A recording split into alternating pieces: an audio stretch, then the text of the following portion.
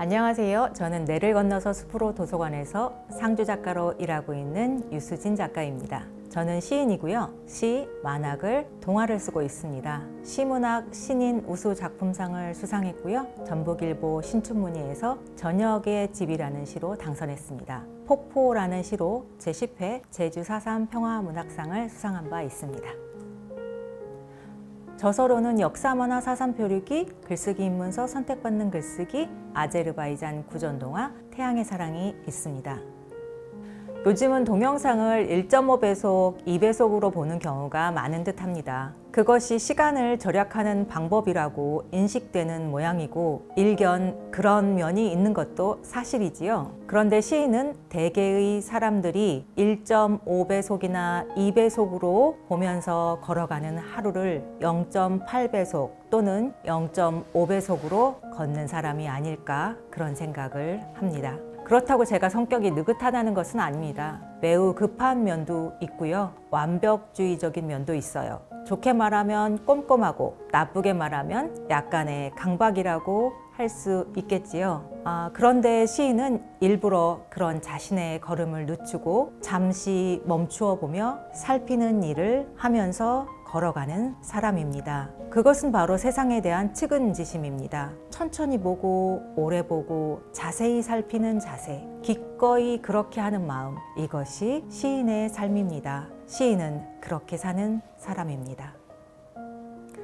저는 오래전부터 도서관이 동네 한가운데 있는 마을의 모습을 상상하곤 했습니다. 우리 집에서도 이웃의 집에서도 도서관으로 가는 거리가 멀지 않다면 우리는 도서관에서 모일 수 있지 않을까요? 대단한 책을 대단하게 많이 읽을 때만 도서관에 갈 필요가 있는 것은 아닙니다. 어느 날은 가볍게 책의 사파만 봐도 되고요. 그래도 책을 읽은 거라고 생각해도 됩니다. 어느 날은 책의 첫 장과 목차만 보고 책의 맨 뒤에서부터 서너 페이지만 읽어도 좋습니다. 그래도 책을 읽은 거라고 생각해요. 그런 가벼운 발걸음으로 동네의 도서관을 자주 찾아가는 마을을 상상합니다. 저는 작년 여름에, 그러니까 2023년 7월 말에 어느 무더운 날에 은평구로 이사를 왔습니다. 그리고 올해 2024년 상주작가 사업에 지원했습니다. 집에서 내를 건너서 숲으로 도서관으로 가려면 버스를 타고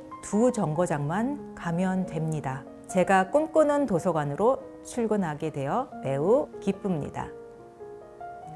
시 동아리 시적인 모임을 첫 번째 프로그램으로 진행했습니다. 성인을 대상으로 하는 프로그램이었고요. 각 회차별로 시집을 한 권씩 정하고 시를 읽는 행위란 무엇인가의 답을 찾아갔습니다. 이를 통해 수강생들은 시가 무엇인지를 이해할 수 있게 되었고요. 좋은 시를 구별할 수 있다는 자신감을 얻을 수 있었습니다. 두 번째 프로그램으로 초등학교 저학년을 대상으로 하는 나도 작가 우리 동네 숨은 이야기 찾기를 진행하고 있습니다. 이 활동은 은평 지역에 전해 내려오는 이야기를 상주 작가가 재구성해서 동화로 쓰고 수강생들은 상주 작가가 들려주는 동화에 어울리는 사파를 그리는 방식으로 진행했습니다. 그렇게 해서 은평 지역 기반 동화책을 만들어서 제작하고 프로그램 마지막 회차에 작은 출판 기념회를 했습니다. 수강생들은 책의 이용자에서 책의 제작자가 되는 경험을 하게 되었습니다. 작가와 초등학교 저학년 수강생들이 공동 작업을 해서 우리 동네의 오랜 이야기를 현대적 감각으로 재구성한 동화책을 제작해보는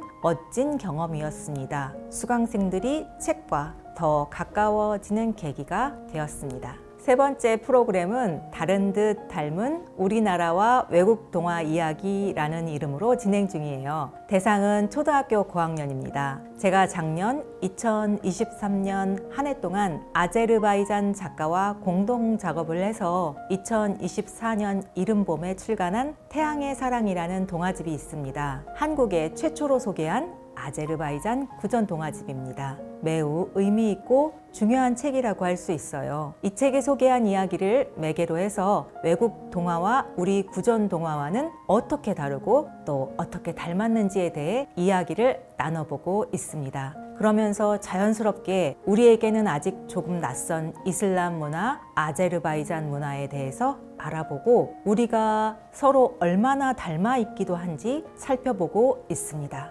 그리고 구전동화에 어울리는 사파 그림을 활동 작업으로 완성하고 그 결과물을 가지고 수강생이 직접 전시물을 제작해서 작은 전시회도 열 예정이랍니다. 네 번째 프로그램은 만화 전시회와 함께하는 나태주 시인의 강연회입니다. 제가 내년 2025년 신간 만화로 소년 나태주를 준비 중입니다. 저는 만화 글작가로 참여합니다. 20여 점의 만화 장면을 선공개하며 한 달간의 전시회를 열고 나태주 시인이 건네는 러브레터 괜찮아 라는 제목으로 강연회 및 시낭송회도 합니다.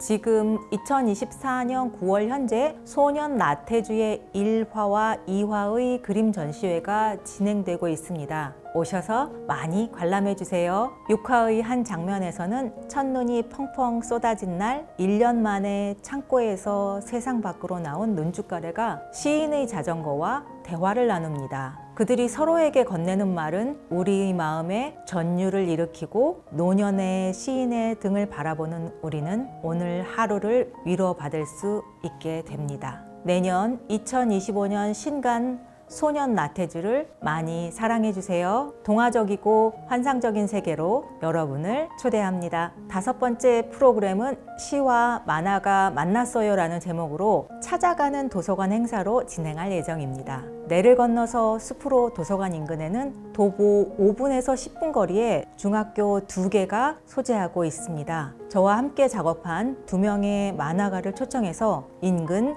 중학교로 찾아가고자 합니다. 예술을 정의하는 방법도 많고 문학을 구분하는 방법도 여러 가지입니다. 그 중에서도 소리를 이미지화하는 일에 관심이 있습니다. 윤동주 시인은 소리를 이미지화하는 일에서 행동하는 예술가의 모습을 보여준 시인이라고 생각합니다. 예술가는 자신이 나타내고자 하는 가치관과 세계관을 잘 표현할 수 있는 도구로서 글을 선택하기도 하고 그림을 선택하기도 하고 음악을 선택하기도 합니다. 문인들은 그 도구로 문자를 선택한 예술가이지요. 윤동주 시인은 당시로서는 금지된 도구인 한글, 한국어를 자신의 도구로 사용한 용감하고 책임 있는 예술가입니다. 저는 이를 본받고 싶습니다. 그래서 저는 글감을 고를 때, 표현을 고를 때 예술가로서의 책임을 저버리지 않으려고 노력합니다. 예술가의 행동이란 바로 그런 것이라고 생각합니다.